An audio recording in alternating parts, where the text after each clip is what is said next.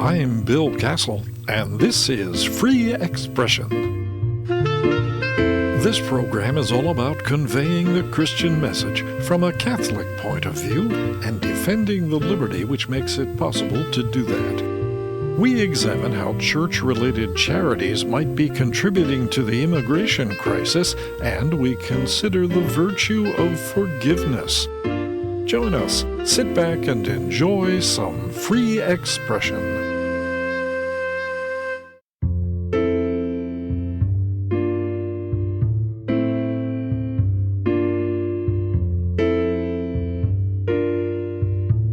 Elon Musk's investigations of waste and corruption in government funding have turned a spotlight on several well-known social service organizations, among them Catholic Charities and Catholic Relief Services. In particular, there are allegations that these and other NGOs, non-governmental organizations, have been engaged in supporting illegal immigration. Their activities may even have facilitated child trafficking. All this has mass-goers scratching their heads, wondering how they should respond when those little giving envelopes appear in the pews. My own diocese includes these groups in the annual Diocesan Services Appeal, and while my parish has made its contributions goal, a lot of folks have raised questions about where their generous donations are going. Janet Smith, a seminary professor who's never shy about addressing sensitive topics, has been raising some of the most uncomfortable questions. She's been quoted recently in several media. She's been with us before, and she's here again. Janet, thanks for speaking with us. It's good to be with you. Thank you. Can you give us an overview of what these church-related groups have been doing and perhaps how deep their involvement in the immigration crisis really is? What DOGE has discovered is that various government agencies that give large amounts of money to the USCCB and then Catholic Relief Services for the settlement of refugees, it does absolutely no accounting for how that money is used. One wonders how well it can be being used because the numbers go from 300,000 to like 470,000 children are unaccounted for. I find this just absolutely appalling, because if you have a child entrusted to you to need to be resettled, it would seem to me you'd have a very detailed record on who got that child and then a follow-up on how that child is doing, how that child is faring. And apparently there's somewhere around between 347,000 children are unaccounted for. There's a report that just came out on March 25th this year from the U.S. Department of Homeland Security that is called ICE. This is the title. ICE cannot effectively monitor the location and status of all unaccompanied alien children after federal custody. And it's a very honest report. And as you read it, it's very clear that they don't know where these kids have gone. And some of the places where they do know they've placed them are highly suspect, which suggests there's sexual abuse and sexual trafficking going on. Now, the Catholic Church isn't the only agency that settles these children. So does a Lutheran Child Relief Services, something like that, and a Jewish agency. So it's not the only one. But if you mind, I just want to read some of the bullet points from the report. It said, we visited the 3 local sponsor addresses where UACs, unaccompanied alien children, had been released most often. At one location, we observed bars on the outside of a window. The ERO officer we traveled with said it is uncommon to have bars on the inside of a window, as it would not prevent the glass from being broken from the outside. The ERO also said the area was very dangerous, was run by gangs, and had high crime rates and daily shootings. The same officer noted that one child within their area of responsibility left their sponsor's address to join a local gang. We also drove by sponsor addresses and noticed one address was one that was a rundown apartment complex with appliances stacked on patios and apartments with no doors. Police also reported criminal activities at this location, such as stabbing and shootings. Another sponsor address was a dilapidated motel that did not have a kitchen. All right, the sponsors provided this address 5 times. During a site visit in another city, ICE officers noted an illegal drug deal occurring based on their law enforcement experience at an apartment complex where 44 UACs, unaccompanied alien children, had been released in the year 2023. You read this and you say, there's somebody that's driving these kids up to these addresses and dropping them off. It's so appalling, I can hardly stand it. These government agencies, DOGE in particular, is saying, please account for how you spend your money and what are you doing with these children. And instead of saying, well, okay, you're right, we need to be accountable. Send your agents over here. We'll open the books. We'll show you how we've spent our money, and we'll show you what kind of records we have on the children. Instead, they say, trust us. We're very, very trustworthy. Just trust us. Trust us. I'm sorry, that world no longer exists where we just trust the Catholic Church to tell us anything true, anything, but especially about how it spends its money, and especially how it spends its money in reference to potential victims of sexual abuse or true victims of sexual abuse. You have suggested in one article particularly that this may actually rise to the level of criminality, and you're calling for an investigation under the RICO Act, the Racketeer Influenced Corrupt Organizations Act. Are these Catholic groups actually involved in crime? That's very much what we're trying to figure out. I mean, there's a couple reasons for saying this. One is that, again, if there's nothing to hide, then show us what you've got. Right, number one, it shouldn't be difficult. Number two, back in, I think it was 2005, Governor James Keating was at Oklahoma or Colorado. He was put in charge of the bishop's review process for reporting of sexual abuse of children. And he resigned because he said, I couldn't get any information. He said, I've been a federal prosecutor, and I dealt with the mafia. He said, it's easier dealing with the mafia than it is with the U.S. bishops. Right? That's incredible. And so the just a complete lack of transparency. I dealt with a few victims, one in the Archdiocese of Omaha, and she was ritually, sexually, satanically abused some 50-some years ago when she was 9, 10, and 11 for 2 years during that period. She's made allegations against a priest who works at Boys Town and made several complaints to the Archdiocese and received no satisfaction. She reported that another little girl was involved at the same time. We know her name. We know where she lives. They never asked her name. They never asked for her address. They never interviewed the woman that I'm working with. They just told us an investigation had been done and this man had been cleared. And we said, well, who did the investigation? And they said, well, the Nebraska Attorney General's office. And we'd spoken on the phone with the investigators from the Attorney General's office. And they said they had asked the Archdiocese of Omaha several times for this priest's file, and they never got any cooperation at all. Though Lucas, who is now retiring, but he told the media that he had turned everything over. But we heard from the mouth of the investigators themselves that they had received nothing. I think it wouldn't be hard if people asked, what kind of evidence do you have that the bishops have been covering up for sexual abuse? It would the files would just explode. This is so difficult to comprehend. People have given to support these things. How can the laity respond to this? I mean, is it a matter of cutting off funding? What's the appropriate way for people to approach this?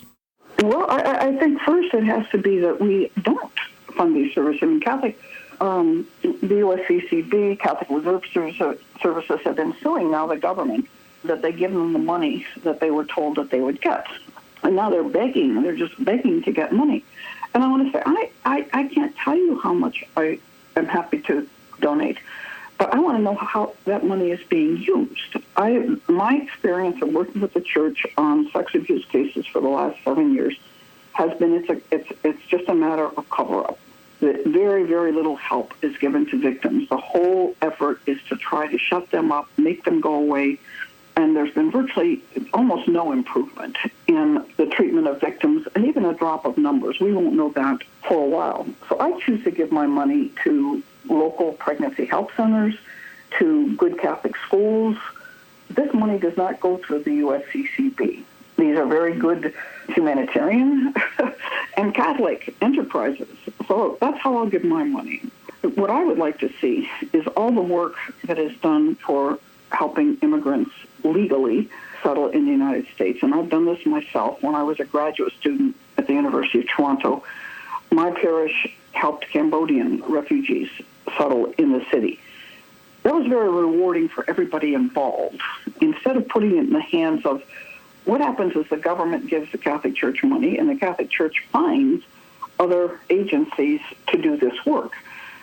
I'd like to see it be a grassroots thing where we're the ones that go shopping to help them with food, and we help them find a place to live, and we help them find furniture, as opposed to giving them enormous amounts of money on gift cards and credit cards, all sorts of putting them up in luxury accommodation. That's not the Christian way of doing things. The Christian is people to people, not government money to Catholic agencies to who knows who. I mean, if anybody reading things on the media sees that, and these are largely illegal immigrants. There's all sorts of ambiguity on this because we had clear laws against immigration, but of course our government opened the doors and said, "Come on in." Yeah. And the analogy I make with people, if I had no trespassing signs all over my property, but some people will come up and I say, "Oh no, come on in. There's no problem here. The government will give me lots of money to take care of you. So just come right on in, and you'll get housing and food and everything." And then a little bit later, I decide that that's not a good thing. And I say, "Get out of here. In fact, you came in illegally. There are signs all over that say no trespassing." And the immigrants say, wait a second. Yeah, I knew it said no trespassing, but you let me in. You gave me credit cards. You gave me voting ID. You gave me, all sorts of things. How can you accuse me of having come illegally? So I think we put ourselves in an incredible, horrible situation where, yes, technically these are illegal immigrants, and I definitely want to get rid of anybody that is a criminal, either here in his own country, been violent, belongs to gangs. And in fact, it's a fair question to ask how many of these illegal alien children are really boys, 16, 17, 18. I mean, I've seen some of the pictures of the immigrants that they are returning, say, to Venezuela. And the whole plane is full of young men. And so I think some of these may not have been as young as they were told, and they were at the age where they could join gangs, become a part of a terrorist cell. I hate to think that those who are genuinely children are being ignored, neglected, forgotten. But I also hate to think of those young men that have been brought in to become possibly terrorists. When these questions have been raised, though, the standard response is that we have to welcome the stranger. How can the laity really call upon the bishops and get some sort of a positive response and not just be turned away by a lot of humanitarian-sounding cliches? I think we should send them a check that has an X through it and says canceled on it, but say this is how much I would have given if you would be transparent on what you are doing with who these immigrants are and what you're doing with them. How much money did you get? And often they'll tell you that. They'll often tell you millions. They got millions and millions of dollars. You say, okay, now what did you do with this millions? Who did you give it to? And they might give a list of organizations, and then you'll say, well, how do these organizations use it? And what kind of tracking system do they have for the immigrants that they're helping to settle? And I'd also like to know, I think it's a fair question. I mean, I used to be on our Sunday visitor board, and we gave away a lot of money. A lot of the organizations we gave money to were those that settled immigrants. And I would always ask, do we give them a pamphlet on where the local Catholic Church is? Or do we give them a Spanish Bible? Do we do anything to say that this is a Catholic organization that's settling you? We're not saying you have to attend Mass or we won't give you money. But a lot of these people, of course, are from Latin American countries, and we can assume that a lot of them are Catholics. Are we doing anything to keep them strong in their faith while they're here? If the answers were what I think they should be, they'd be saying them loud and clearly. I mean, if I were in part of this agency, I'd say, okay, wait a second. We do keep track of these kids. We'll show you. All right, here they are. They've been here, and this is how well they're doing. And they go to school, and they get this health care, and we provide all that. They're not saying anything. They're not doing any of that. Well, we're certainly at a point now where people are confused. A lot of information is pouring out at us. We're hearing a chorus of resistance to this. People are saying that it's not true or it's distorted. People need to look closely at this and try to figure out what's true, what's not, and ask themselves, what can be done. It's a tough spot. What would be your sort of overall advice for how well-meaning Catholics should approach this at this point? I want to help the needy. So I'm going to help unwed mothers. I'm going to help Catholic schools. Once my church cleans up how they are helping immigrants, I definitely want to help immigrants. But right now, I'm not certain we're doing them more harm than good. We're bringing them in this country, but if they're brought into this country and are being sold into trafficking, this is not a good thing. I don't want my money used for that. Honesty and transparency seem to be the key. Janet Smith, thanks very much for taking time to walk us through this. Well, you're welcome. Thanks for having me.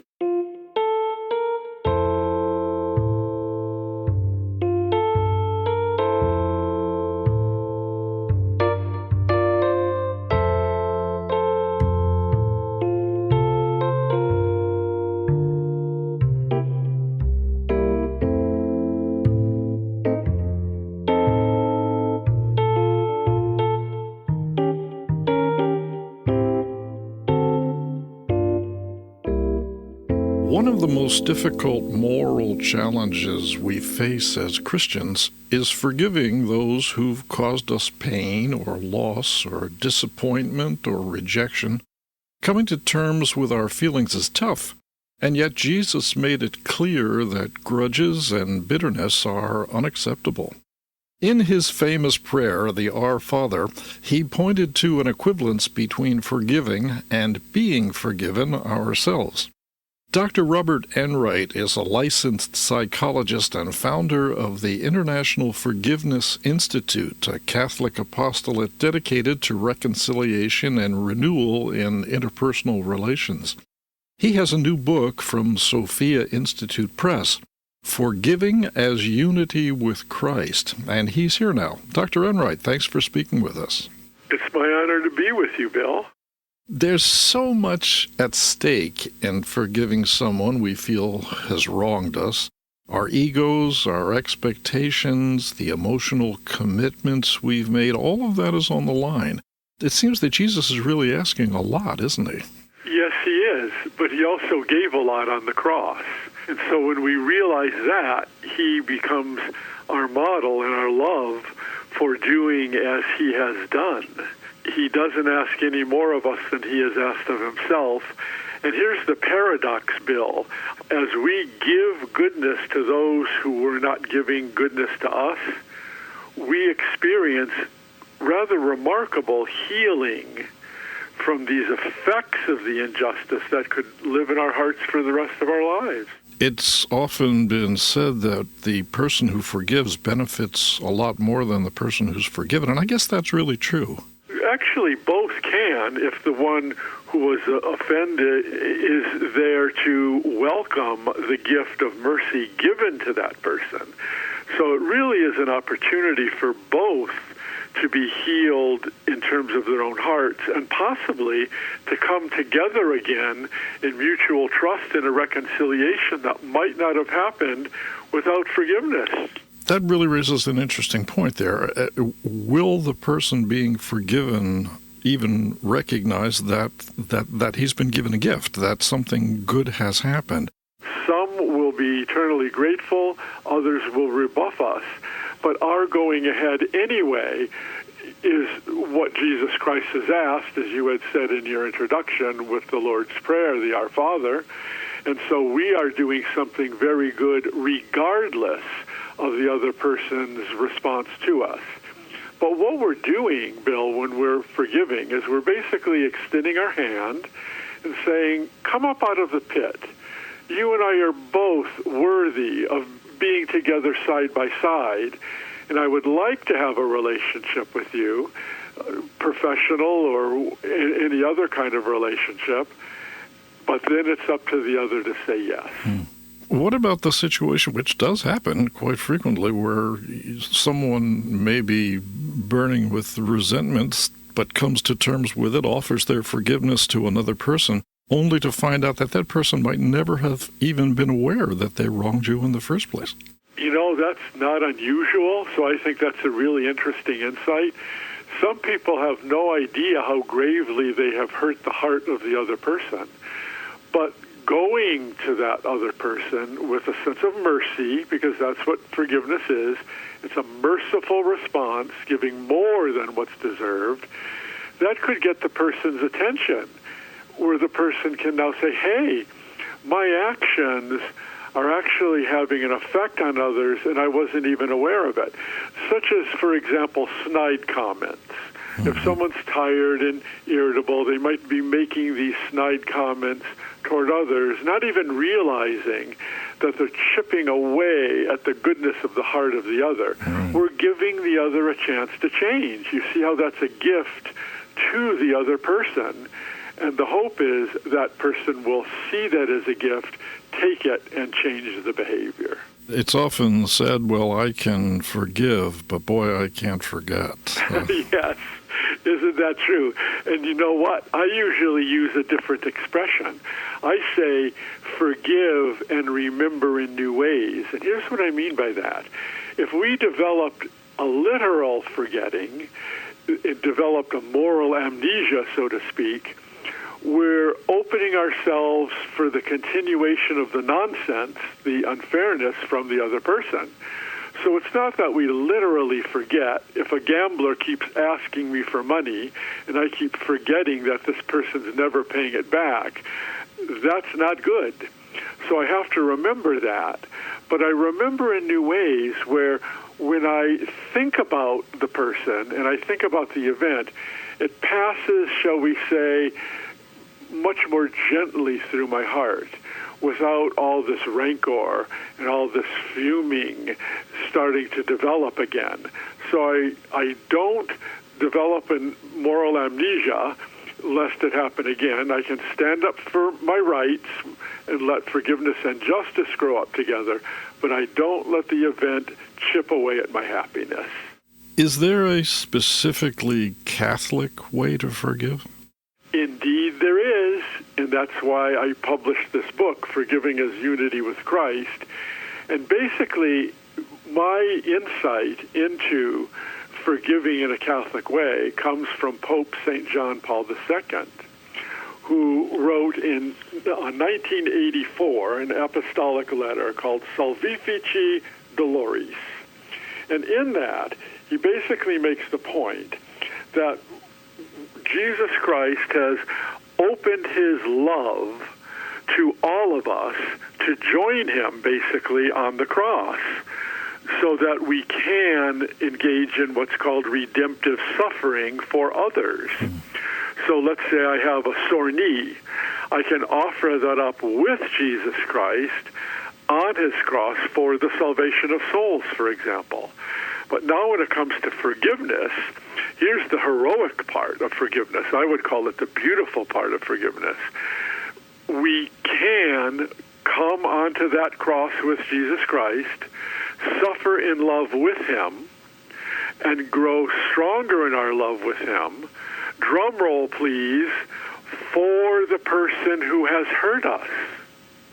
And when we do that, we are opening up the possibility of redemption of that person, salvation for that person. So that when we get on the cross with Jesus Christ in redemptive suffering, as Pope St. John Paul II says we can do whenever we have pain of any kind, and we do so specifically for that other person, God willing, we might meet that person someday in eternal life in heaven, and that person would thank us for redemptively suffering, knowing what has happened, and without that kind of injustice and injury to us, maybe that person might not have entered eternal life. So that's one thing we're doing as Catholics when we've been hurt by others and our hearts have been crushed by others. We can learn love first with Jesus Christ, as Mother Teresa would say, with, for, and to Jesus Christ, okay, out of love with him, and then extend that love toward the one who has hurt us. Tell us a little bit about the Forgiveness Institute. What kinds of programs are you folks involved in? Well, we started the International Forgiveness Institute in 1994 because we were getting so many different inquiries from people about what forgiveness is, how do you go about it, and whether it would be a good idea for the person inquiring to travel a forgiveness pathway. And so a small group of us decided to start this nonprofit organization as a way of disseminating information about forgiveness to anyone who asks. Well, where can people go to find out more about the Institute and also about the book? The Institute has a website. It's all run together, internationalforgiveness.com. And then people can go to Sophia or Amazon.com for the book, Forgiving as Unity with Christ. It's unique for me. I've been studying forgiveness. This is actually, Bill, my 40th anniversary. I started in 1985, so when we do the math quickly, we're now at 2025. I've been studying forgiveness for 40 years. And the highlight, the most precious thinking and writing I've ever done is the book, Forgiving as Unity with Christ, because quite frankly, it's the deepest, most beautiful view of forgiveness I have ever seen. Forgiving as Unity with Christ. Dr. Robert D. Enright, thanks very much for taking time to tell us about this. We all face the need to forgive. We all want to be forgiven for our own flaws and the hurts we may have inflicted on others. That's something that's relevant in just about everybody's life. Indeed it is. We're all going to be hurt at one time or another. Let's be prepared for that by practicing forgiveness in the little things day to day. Be with us next time when we explore other aspects of religious communication and look deeper into the great Christian heritage of free expression. Free Expression with Bill Castle is a production of Good Shepherd Catholic Radio and Company Publications, where good books, good music, and good radio are always good company. Dan Curris provided technical assistance. Theme and incidental music are by Dan Adam. The program was produced and directed by Bill Castle.